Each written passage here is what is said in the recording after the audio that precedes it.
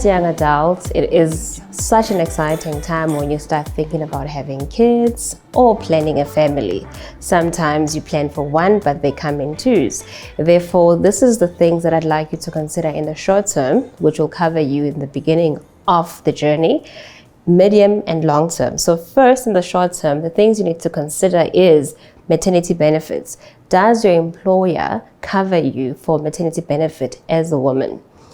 If you don't have that, what it means is that you need to claim from the UIF, and sometimes the money might take longer to get to your bank account, which means you need to start saving for when you are on maternity leave. Second of all, you need to consider the medical cost which you might incur while you're in hospital, because sometimes medical aid does not cover everything. Therefore, you need to provide liquidity to ensure that if there's additional cost, there is money available to take care of that. Third, when the child is born, you would need somebody to take care of the household. That is a caregiver, or the child might need to go to creche. So that means you need to have those costs available to take care of that. The next one is when the child is born. Now there's like a new expense, and what that new expense is buying of nappies, food. So that needs to be taken into account, because that's not an introduction of a new cost. You need to know that you are ready for those costs. The last thing that you need to consider is the education. So when the child is young, you need to start saving for their education.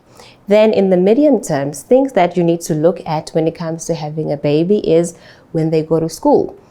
Will they be going to a private school or a public school? So if they're going to a public school, that means your income needs to be able to sustain that expense. If there's extramural classes, that also needs to be taken into account. Like I said in the beginning, liquidity is very, very important. If the medical aid is not covering the cost of the child or any other cost, you need to be able to have liquidity. You need to make sure that you're not financing all this with debts, because a lot of young people find themselves financing introduction of new costs with debts, which is very, very wrong. Then in the medium term, you still have to save for their education, because education is very, very expensive. And how you go about doing that when thinking about education is to consider what the current costs are. Because I believe a lot of parents make that mistake of just putting away 200 rands a month and expecting the money to be sufficient when they get to varsity. A lot of parents, when children get to varsity, they get a shock of their lives when whatever they've saved for varsity is not enough. Therefore, it is important that parents sit with their financial advisors and look at the current cost of education and determine how much they need to save in order to cover those future costs.